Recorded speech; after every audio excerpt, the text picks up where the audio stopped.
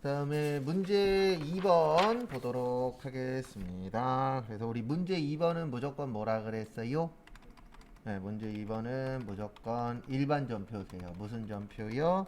일반 전표. 그래서 숙제 내드렸었죠? 그래서 그거 한번 같이 보도록 하겠습니다. 그래서 같이 보시면 7월 30일은 우리 요거 시험 문제 좀 잘 나오는 편인데요. 일단 이거를 알아주셔야 돼요. 퇴직연금에는 두 가지가 있다 그랬어요. 몇 가지요? 두 가지. 확정급여형하고 확정기여형이 있다 그랬죠. 그래서 요게 기억이 나셔야 이 문제는 맞추실 수 있습니다. 그래서 급여형은 퇴직연금 운용자산, 기여형은 뭐요? 퇴직급여.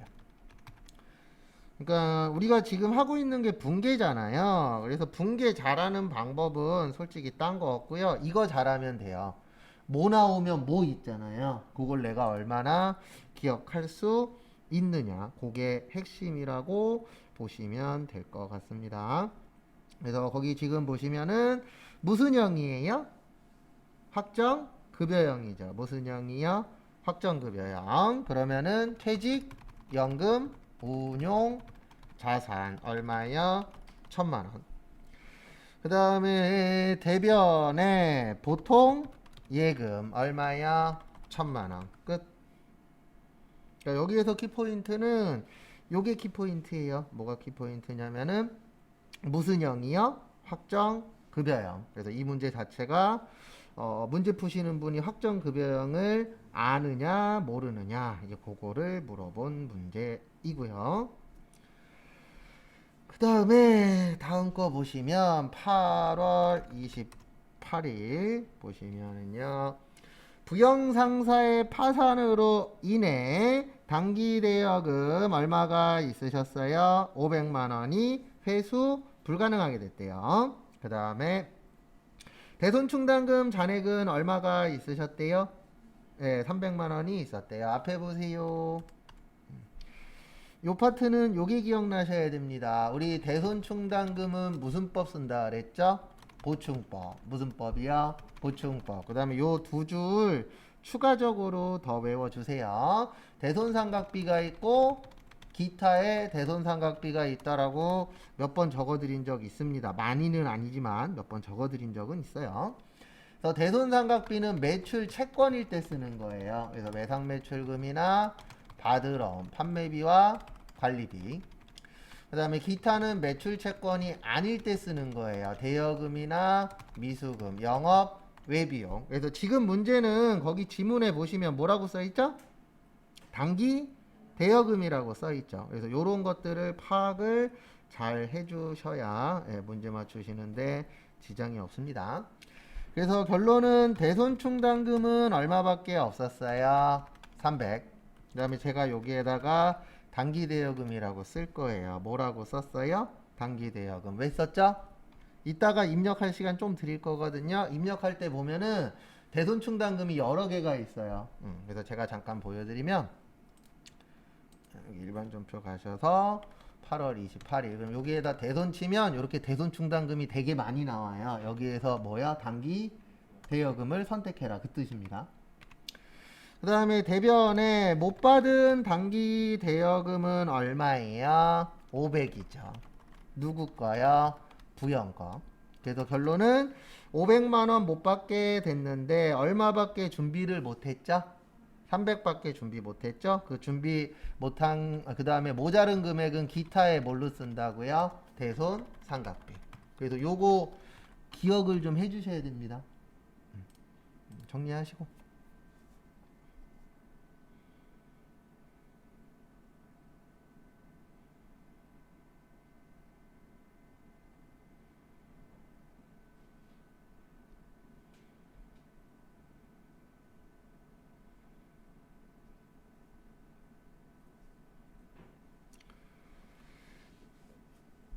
그 다음에 다음 것도 보시면은요 10월 1일 별표 2개 치세요. 10월 1일 날 여기에 별표 2개는 어려워서 별표 2개예요. 근데 요거는 난이도가 좀 높은 시험 문제 중에 하나라고 봐주시면 될 것 같고요. 그래서 이제 어떻게 푸는 문제냐면은요, 요거는 좀 외우셔야 돼요. 그래서 어떻게 외우시냐면, 거기 보시면 공채 있죠. 예, 공채 구입 금액에서 거기 보시면 현재 가치 있어요. 현재 가치 빼면 요거는 부대 비용으로 보셔야 돼요. 그래서 답 적고 그 다음에 한 번 더 부연 설명을 드리도록 하겠습니다.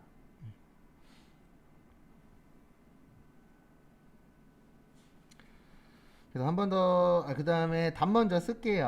10월 1일 대변의 현금. 그 다음에 현금 얼마 줬어요? 20만원. 그 다음에 차변의 단기 매매 증권 18만원 나와요. 얼마 나와요? 18만원. 그 다음에 나머지는 이거 자동차 사셨잖아요. 차량 분방고 얼마요? 2만원. 일단 쓰세요.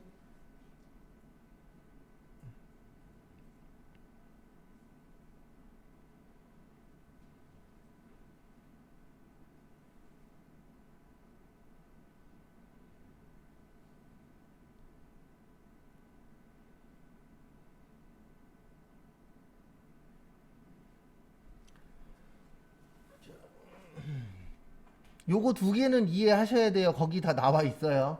맞죠? 네, 그래서 요걸 이해하셔야 되는데 거기 지금 지문에 보시면 요렇게 써 있어요. 어떻게 써 있냐면은 업무용 승용차를 매입하면서 취득했잖아요. 예, 그래서 그 나머지 차이 나는 금액은 회계에서 뭘로 처리하라고 되어 있냐면 부대 비용으로 처리하라고 되어 있어요. 왜냐면 내가 이거를 샀기 때문에 발생한 거잖아요. 안 샀으면은 거기에 있는 돈이 발생할 일은 있어요, 없어요?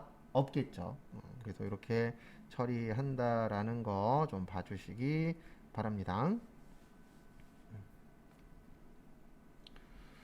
그 다음에 10월 7일은 하시기 전에 제가 앞으로 외화 나오면 뭐 나오면요? 외화 나오면 맨날 이렇게 쓸 거예요. 어떻게 쓸 거냐면은 외화에는 외환차익이 있고 외환차손이 있다. 얘는 실제다. 그 다음에 외화환산 이익이 있고 외화환산 손실이 있다. 요거는 언제 쓴다? 결산 때 쓴다라고 요 부분을 많이 제가 적어 드릴 거예요. 왜냐면 이 외화 문제에서 우리가 쓰는 계정 과목은 요 네 개밖에 없거든요. 그 다음에 결산 문제일 때는 아랫게 기억나시면 되고요. 지금 결산이에요? 아니에요? 아니죠. 아닐 때는 어디게 기억나면 돼요? 위에 거. 그래서 제가 이렇게 많이 적어 드릴 겁니다. 그 다음에 계산기가 꼭 있어야 된다 그랬어요. 왜냐하면 뭐 해야 되니까요? 계산해야 되니까. 그래서 거기 보시면 수출은 선적일 기준이에요. 무슨 일 기준이라고요? 선적일 기준. 근데 이거는 언제 외울 거냐면은 추후에 세무할 때 외울 거예요. 뭐 할 때요?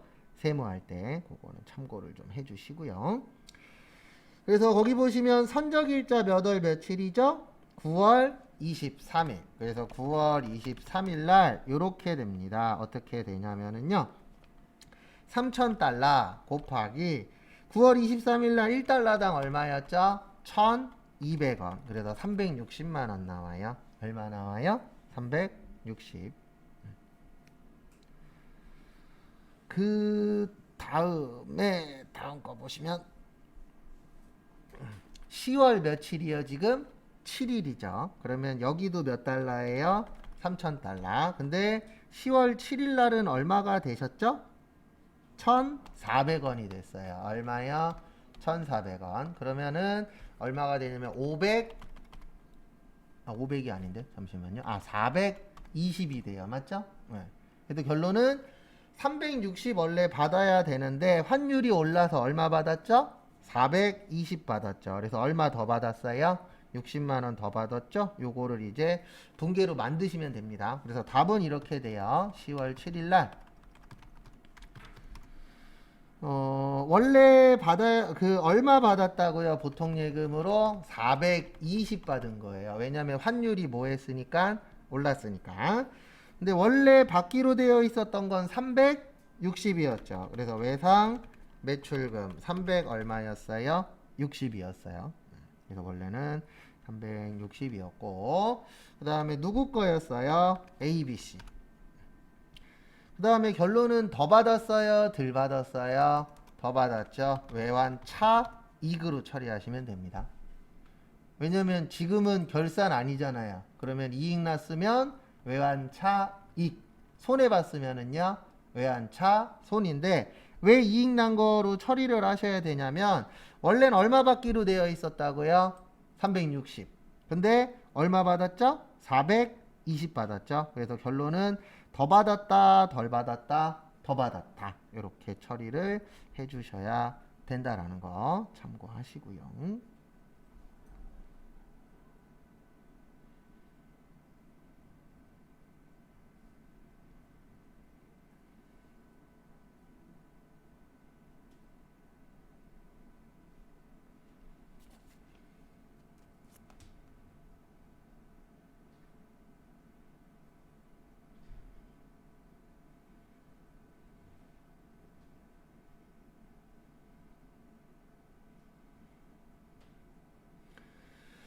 그 다음에 다음 거 또 보도록 하겠습니다. 10월 며칠이요? 21일. 원천징수에다 밑줄 치세요. 이것도 앞으로 되게 많이 써요. 예, 제가 많이 쓴다 그러면 뭐라고 생각하세요? 시험에 나올 확률이 높다. 그래서 제가 앞으로 원천징수 나오면 항상 이렇게 쓸 거예요. 어떻게 쓸 거냐면은 줄 때는 예수금, 그 다음에 받을 때는 선납세금, 그 다음에 선납세금에는 이자 수익이랑 법인세, 중간 예납. 일단 적으세요.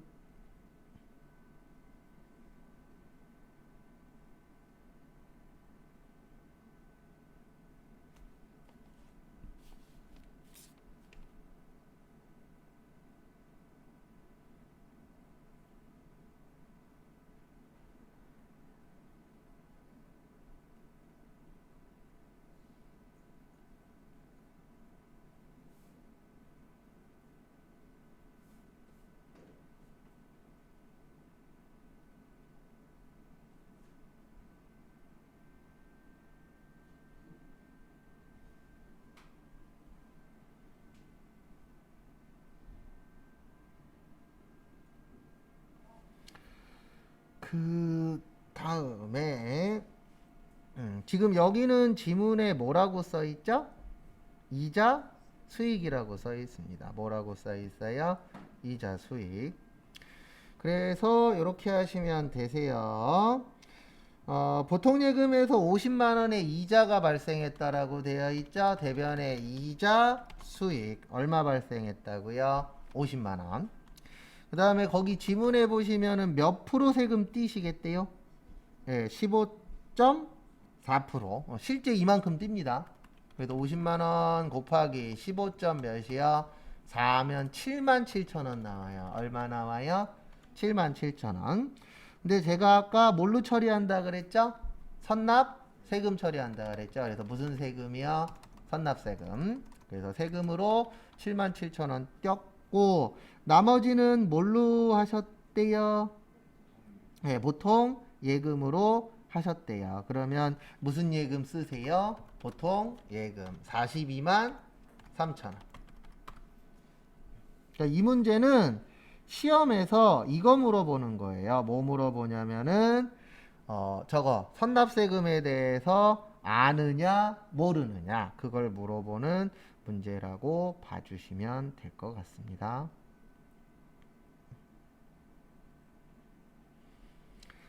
그 다음에 6번 문제. 6번 문제까지 하고 5분 정도 시간 드릴 거예요. 그러면 일부 입력도 해보세요. 그 다음에 보시면 11월 1일 거기에다 밑줄 치세요. 거래처.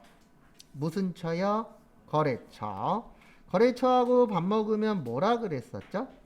네, 접대비예요. 무슨 비요? 접대비. 그래서 차변에 800번대 접대비 얼마치 드셨어요? 17만 1,000원. 카드는 현금이라 그랬어요? 외상이라 그랬어요?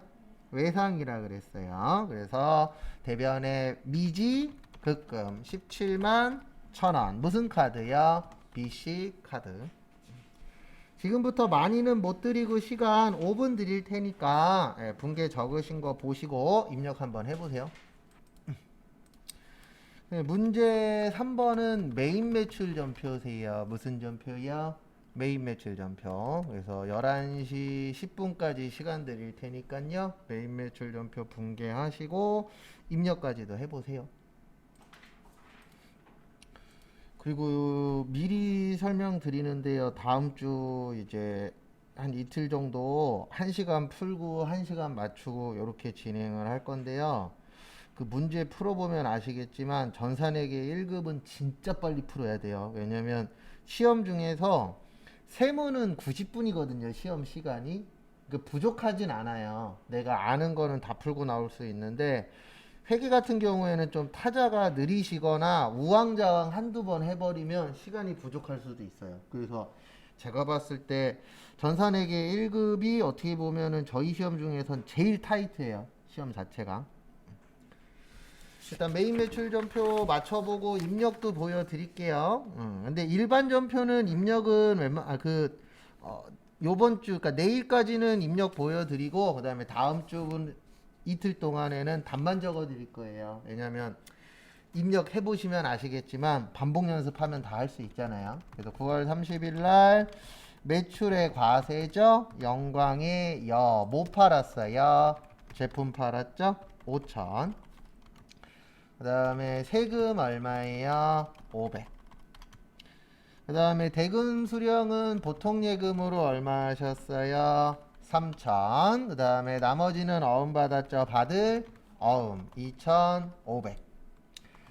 그리고 입력 방법은 똑같은데 두 가지 중에 하나로 선택을 하셔야 돼요. 뭐를 하셔야 되냐면 분계하고 바로 입력할 거냐, 그러니까 하나씩 입력할 거냐, 분계 다 하고 한 번에 입력할 거냐. 이거는 입력을 해보시면은 내가 좀 더 편한 방법이 있어요. 정답은 없거든요. 그래서 어떤 분들은 분계 하나씩 하고 입력이 빠르신 분이 있으시고, 어떤 분들은 분계 다 하고 입력 한 번에 다 하시는 분들 계시는데, 그거는 본인이 선택을 하시면 돼요. 그래서 나는 이 분계 다 하고 한 번에 하는 게 좀 더 편하더라. 그러면 분계 다 하고 한 번에 하시면 되고, 그래서 꼭 정답은 없습니다. 그 다음에 1000개에 5만원. 그 다음에 거래처는 영광 패션. 전자는요, 분계는 혼합잡고 차변의 현금 3천. 차변에 받을 그 다음에 10월 28일 거기에다 밑줄 치세요. 개별 소비세 과세 대상 자동차. 그리고 앞에 보세요. 밑줄 치시고, 우리 불공에 접대비, 업무, 무관비용, 비용업용, 소형, 승용차 몇 cc요? 1000cc 이하 제외, 경차 제외, 면세 관련 비용, 토지 더하기 뭐요? 세금 계산서. 근데 이 비용업용 소형 승용차랑 개별 소비세 과세 대상 자동차랑 똑같은 말이에요. 그래서 결론은 불공이란 얘기입니다. 그래서 매입에 불공. 그러니까 개별 소비세 과세 대상 자동차라고 나오면 1000cc 넘는 차란 뜻이에요. 몇 cc 넘는다고요?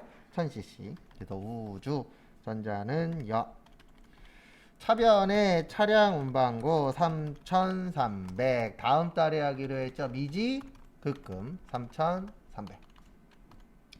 그 다음 입력은 이렇게 하시면 됩니다. 10월 28일 불공에 자동차 3,000에 얼마 줬다고요? 300. 우주 자동차. 전자는요, 불공은 뭐예요? 비용업용 소형 승용차. 네, 분계는 혼합 잡고 자동차 샀으니까 차량 운반고 다음 달에 주기로 했으니까 미지 급금. 끝.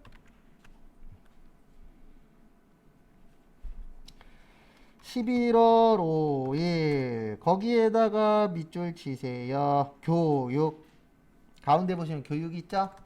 매입의 과세 서석 역.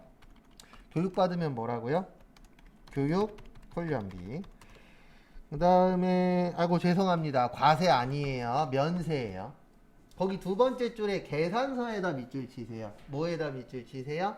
계산서. 계산서 나오면 무조건 면세입니다. 세금 계산서가 아니죠? 그래서 계산서는 면세예요. 그다음에 교육훈련비 55만원. 계약금 먼저 줬다. 무슨 금이요? 선급금. 그 다음에 잔액은 한 달 후에 주기로 했죠? 줬어요? 안 줬어요? 안 줬죠? 미지 급금 45만원.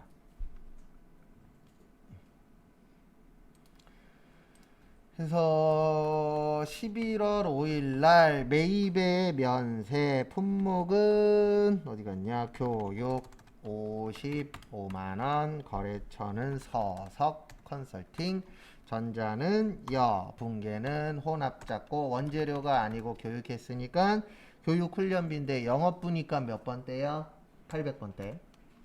그 다음에 대변에 먼저 줬다. 무슨 금이요? 선급금. 얼마 있었어요? 10만원. 그리고 나머지는 나중에 주기로 했죠? 미지 급금.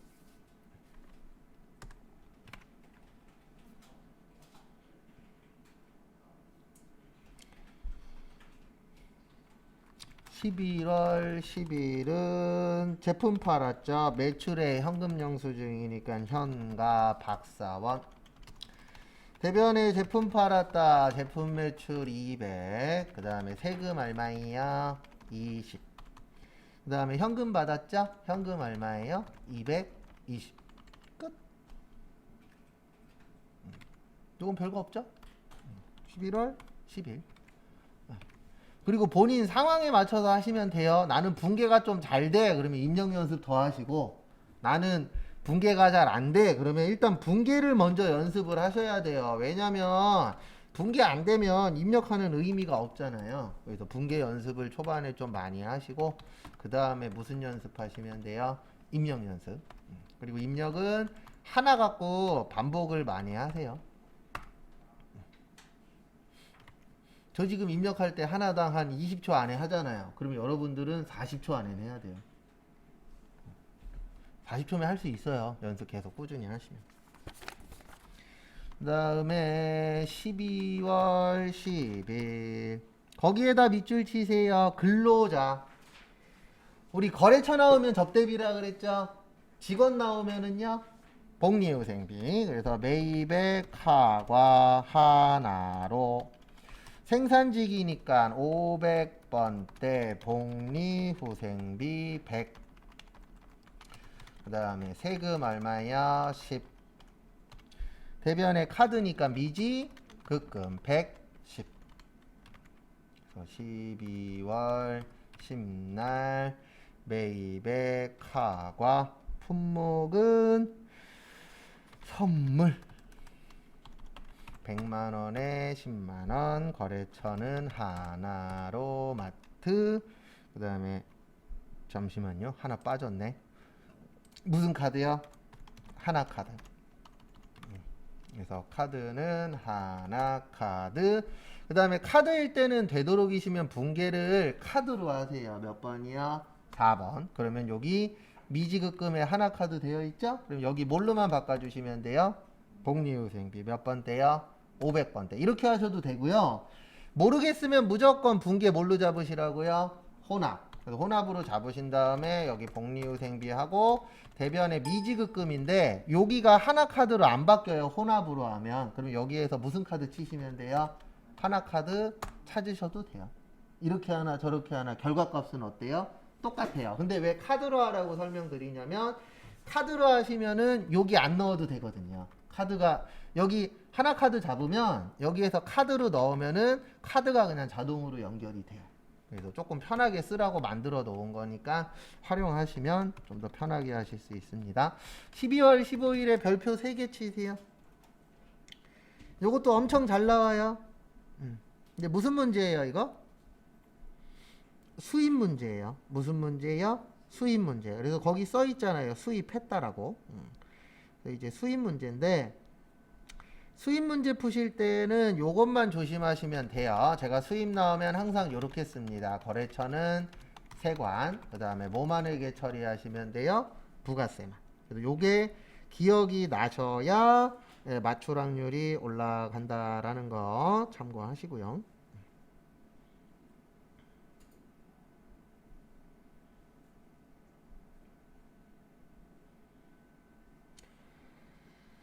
그래서 결론은 이렇게 하란 얘기예요. 예, 매입의 수입. 그 다음에 거래처는 무슨 세관이요?